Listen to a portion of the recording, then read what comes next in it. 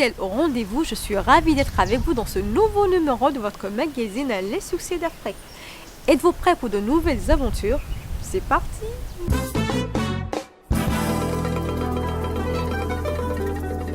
3 août 2015, 3 août 2016.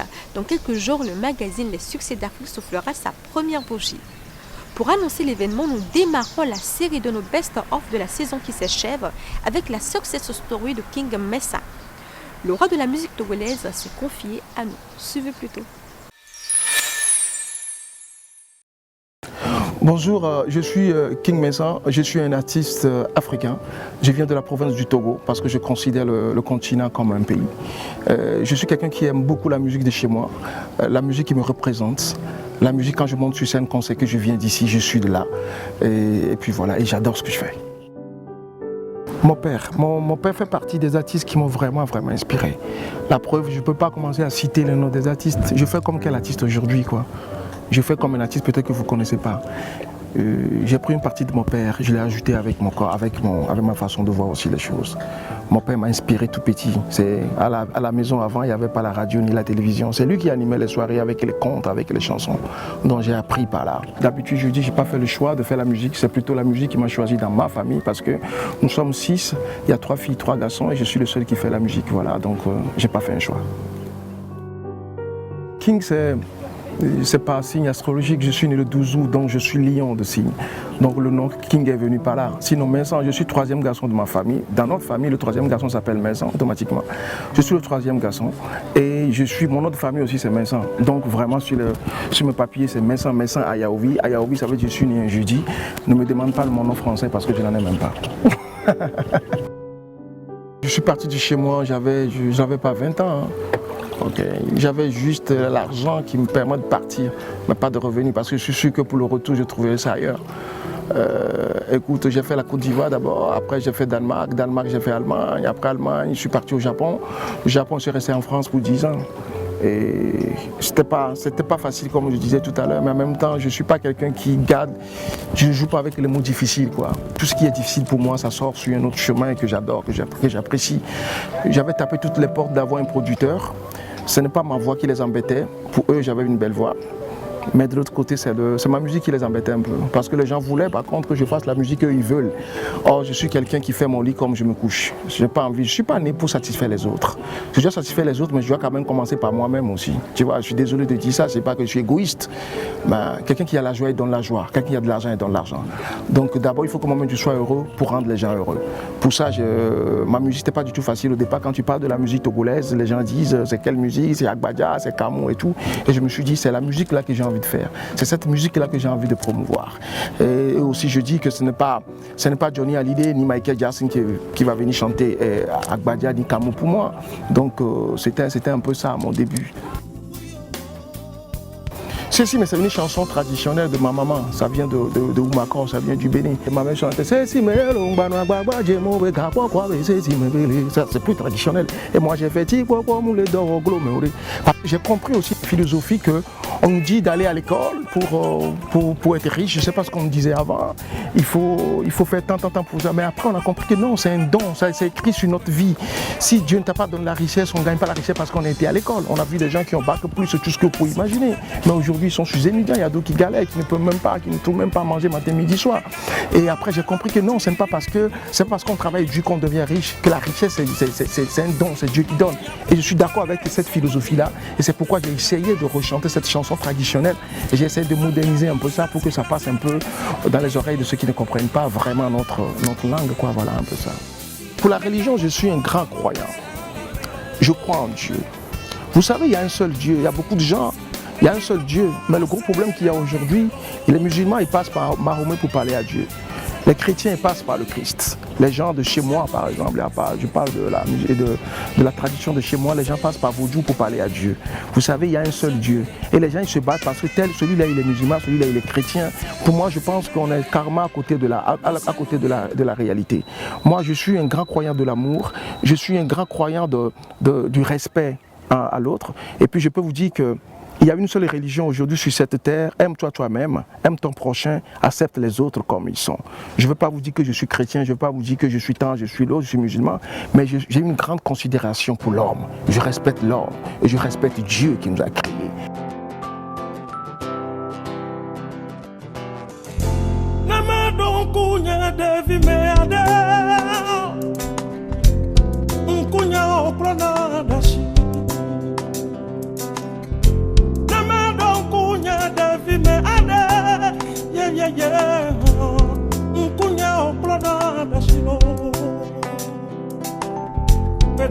J'ai perdu mon père, j'avais 13 ans. Donc je sais ce que c'est quand on nous dit qu'on vous renvoie de l'école parce qu'il faut faire l'écolage par exemple. Avec tous ces problèmes qu'on a rencontrés, je me suis dit que c'est important aussi de retourner aujourd'hui l'ascenseur. Donc ça fait déjà 10 ans que mon orphelinat existe, quoi. Donc, et puis je pense aussi que rester les bras croisés pour dire que l'Afrique ça ne va pas, je suis d'accord que ça ne peut jamais aller par contre, mais que tout le monde essaye d'apporter quelques briques à la construction du continent. Je pense que c'est ma façon aussi à moi de remercier Dieu, de retourner aussi l'ascenseur. Donc quand je vois les enfants comme ça dans la rue, les enfants qui n'ont pas de parents, qui ne peuvent pas aller à l'école, je sais ce que c'est. Je me suis dit, pour notre propre sécurité, c'est important d'apporter quelque chose à ces enfants-là. Voilà. Ma mère est béninoise. Donc toute la famille de ma mère se trouve au Bénin. Donc ma mère s'est mariée avec mon père ici. Mais quand papa est décédé, c'était pas facile pour la vieille elle seule. Mais écoute, ça m'a donné encore plus le courage aujourd'hui de l'aimer plus, quoi. Parce que je pense, on n'est pas mère parce qu'on a fait des enfants. On est mère parce qu'on joue le rôle d'une mère dans la vie de son enfant. Et sincèrement, ma mère a joué son rôle. Pour ça, je l'aime, je l'adore. Les projets, ça ne manque pas, c'est quelque chose de tous les jours. Et en plus, il ne faut pas oublier que mon premier album est sorti en 1996, donc nous sommes en 2016. Je fête mes 20 ans de carrière cette année. Il y a un festival qui se lance ici dans peu de temps. C'est pourquoi il y a déjà ce travail-là ici. Et puis après le festival, il y a une tournée. Je fais une tournée du sud jusqu'au nord dans les orphelinats pour rencontrer les autres orphelinats aussi, discuter avec eux pour voir qu'est-ce qu'on peut aussi apporter à ces enfants-là aussi. Mais le reste, que Dieu nous prête vie. Il y a beaucoup de choses à faire. Mais écoute, il faut que Dieu décide, quoi, voilà. J'avais fait une émission en France où la question c'était c'est quand le grand rêve de King Mensah de faire un grand concert au Zénith. Zénith, la salle, la plus grande salle, l'une des plus grandes salles à Paris. Et je dis mon plus grand rêve, ça ne va pas un rêve qui va se réaliser en France. Ça va plutôt se réaliser chez moi, dans mon pays, de faire un grand concert au stade, d'avoir tous les Togolais devant moi, d'entendre une chanson et de les voir tous chanter avec moi. C'était un moment comme ça. Et c'était fait, et puis voilà, c'est un rêve qui a été réalisé, quoi.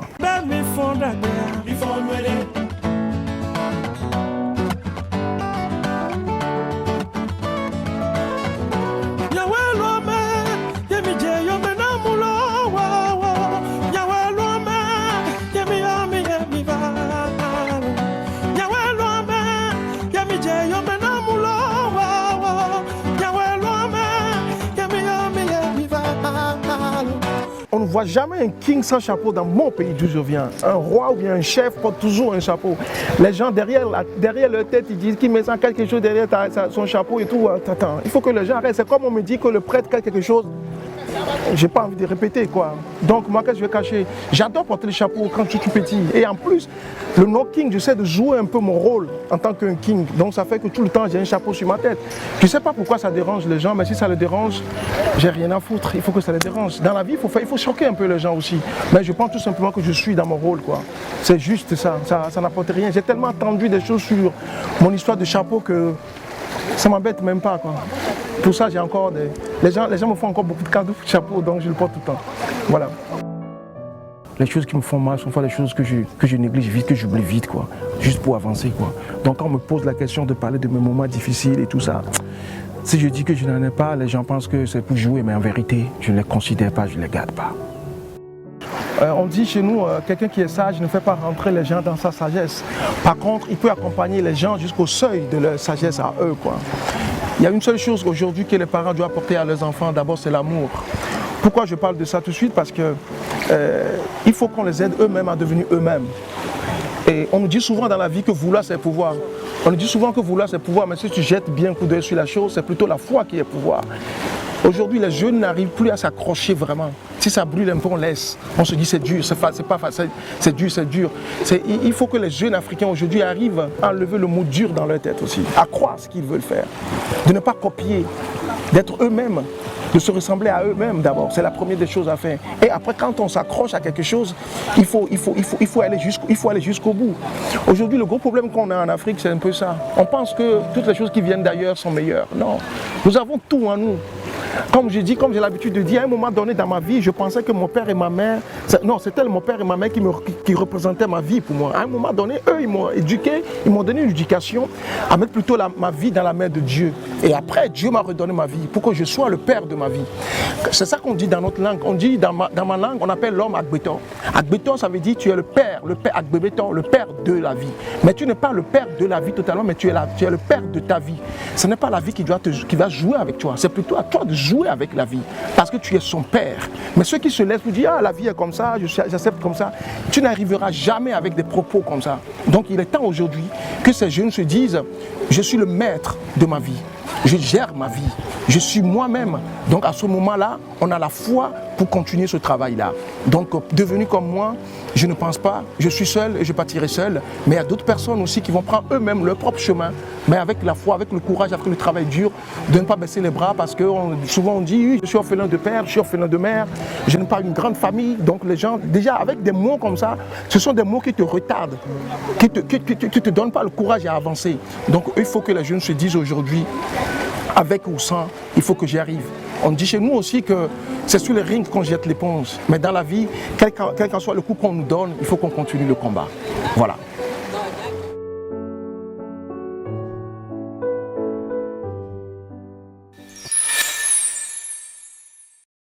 Cette semaine, nous partons à la découverte du secret du cacao togolais. Ce pays qui ne figure pas parmi les grands producteurs de cacao est pourtant courtisé par de grandes firmes. Le cacao togolais est réputé pour sa qualité. Les acteurs de cette réussite vivent-ils du fruit de leur travail? La réponse est la première partie de ce grand reportage que nous avons réalisé pour vous. Le Togo n'est pas un géant parmi les producteurs de cacao sur le plan mondial. Cependant, le cacao de ce petit pays de l'Afrique de l'Ouest ne cesse de glaner des reconnaissances à l'international. Quel est le secret de la qualité du cacao togolais? Qui sont les artisans de cette belle réussite?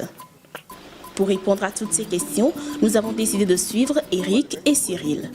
Ils sont respectivement présidents de l'Association des transformateurs du café et du cacao au Togo et secrétaire exécutif du CICC, le Conseil interprofessionnel des filières café-cacao, une structure qui regroupe les producteurs, les acheteurs, exportateurs ainsi que les transformateurs du café et du cacao. Ils remontent la chaîne de production du cacao togolais.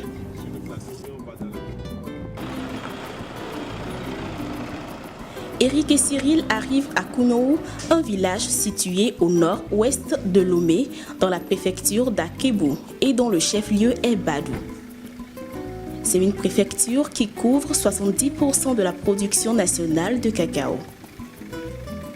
C'est ici à Kounou que se trouve le siège de l'Union des producteurs de cacao d'Atiemaoué, une union de producteurs de café et de cacao célèbre pour la culture du cacao biologique et équitable. Elle regroupe 1990 familles productrices de cacao et exploite 1476 hectares. L'une des particularités de l'Union d'Atiemaoué est sa certification biologique et équitable acquise depuis 2012. L'utilisation des engrais chimiques et pesticides sont prohibés dans les champs bio. Depuis 2010, tous les champs de la localité ont subi 3 années de conversion qui ont permis de débarrasser ces derniers des produits chimiques qui s'y trouvaient. Direction Ayagba, un petit village situé à une trentaine de kilomètres de Kounou. L'équipe rencontre les cacaoculteurs de la localité qui les conduit dans une plantation. Objectif, découvrir le mode de traitement individuel du cacao. Adani Komi produit essentiellement du cacao hybride.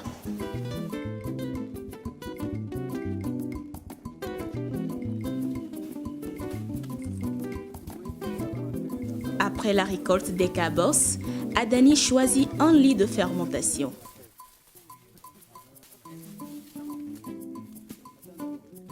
Il trie les cabosses et met à part celles qui sont attaquées. Il casse les cabosses à l'aide de bâtons. L'usage des objets tranchants pour cette opération est déconseillé car des fèves blessées deviennent une porte d'entrée pour les moisissures. Les feuilles de bananier sont ensuite trouées pour faciliter l'écoulement des liquides. Pour obtenir la fermentation des fèves, elles seront recouvertes de feuilles de palmier. Après 2 jours, il reviendra ouvrir les feuilles, malaxer les fèves et enlever le placenta. Cette opération sera répétée jusqu'au 7e jour où les fèves seront ramassées pour le séchage. 2e jour du périple, l'équipe quitte Kouniou à l'aube. Direction d'Anigan. Il faut en moyenne 3 heures pour allier cette nouvelle destination.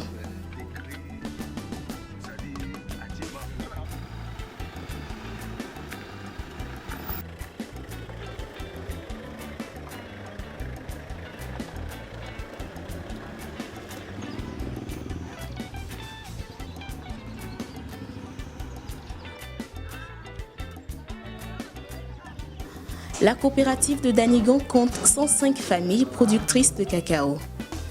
Elle intervient dans la réalisation des principaux projets de développement de la localité, à l'instar de cette école communautaire.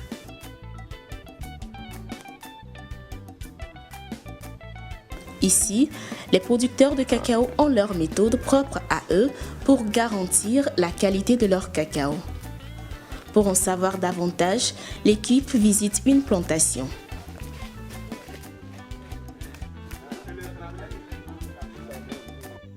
Polygame avec 2 femmes et 7 enfants, Bolide Yao exploite 5 hectares avec sa famille.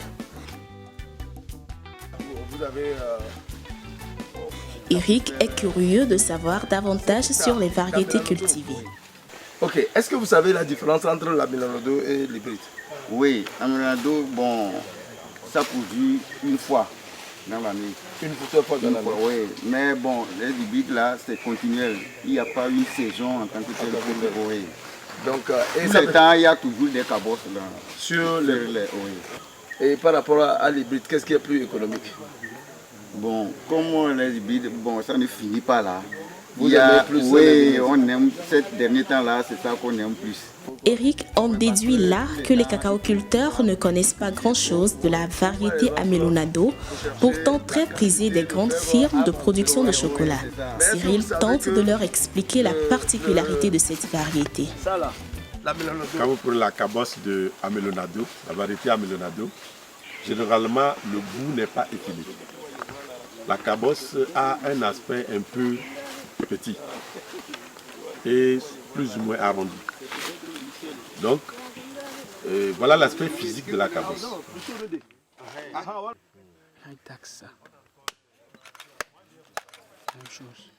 Maintenant, quand vous ouvrez, vous allez voir que les fèves sont petites. Et le rachis central est court, qui n'est pas long. Mais les fèves sont nombreuses sur le rachis. Alors que nous voulons que les fèves soient grosses, pour qu'on ait un bon grainage. Puisque le grainage est entre 85 et 90 fèves au 100 grammes donne plus de chocolat à l'usine en transformation. Seulement, les fèves ont un arôme naturel qui n'existe pas au niveau de l'hybride. Et cet arôme naturel est souvent amer. Donc, il y a l'amertume quand on mange le chocolat fait à base de cacao Amelonado. C'est un peu acide aussi, non? Oui, c'est un peu acide. Maintenant, quand on fait, disons, la fermentation correctement, le pH, c'est-à-dire l'acidité, est constant. Donc, avec Amelonado. Okay. Donc, c'est ça qui fait que le goût amer est gardé, même après la fermentation. Okay.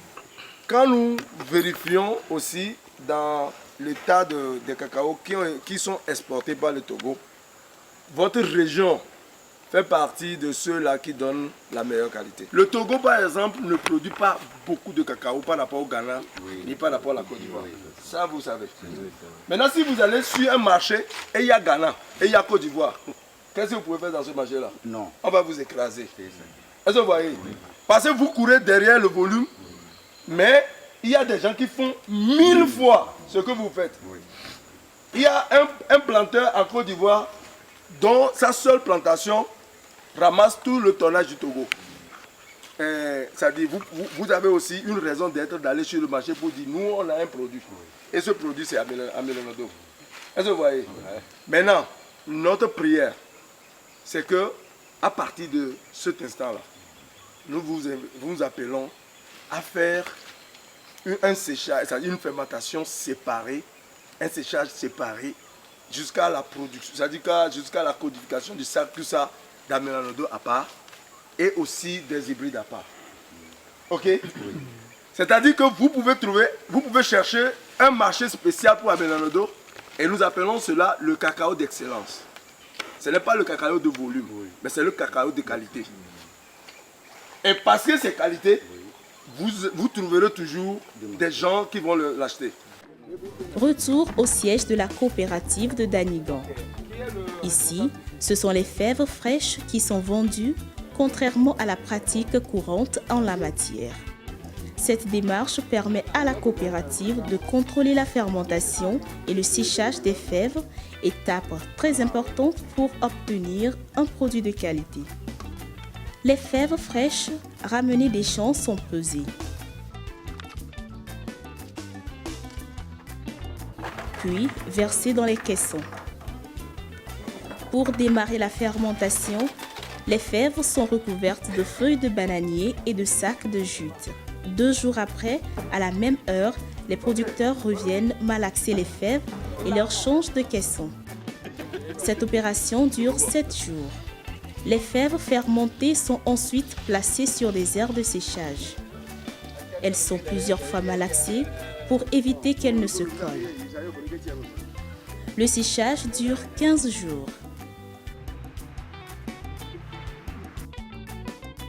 Les fèves seront plus tard mises dans des sacs de jus. Direction Palimé. Eric nous fait visiter Choco Togo, sa coopérative de fabrication de chocolat. C'est la première structure togolaise de transformation sur place de cacao national. Pour obtenir son chocolat bio, Choco Togo utilise les fèves d'Atiemawe ainsi que des ingrédients purement locaux.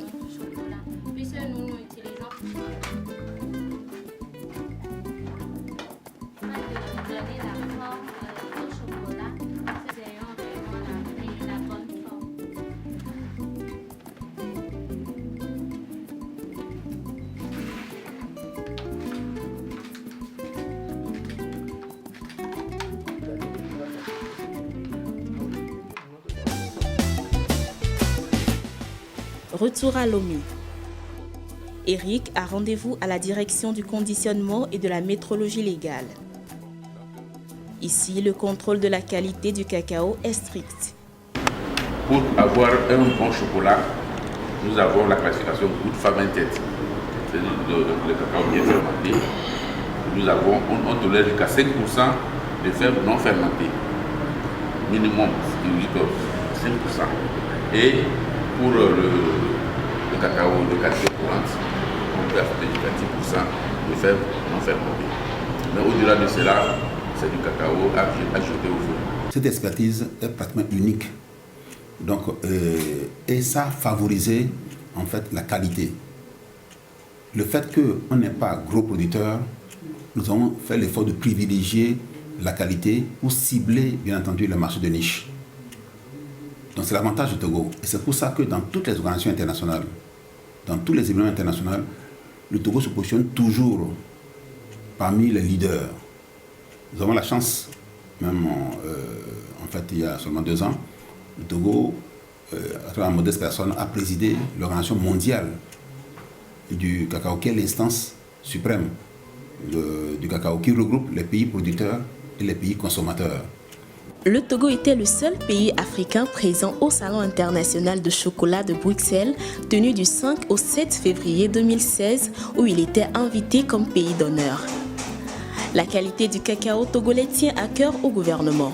En 2015, le gouvernement a relancé la production de cacao en offrant plus de 70 000 cabosses aux cacaoculteurs. D'autres actions sont annoncées par les autorités togolaises pour donner au cacao togolais une place plus importante sur le marché international.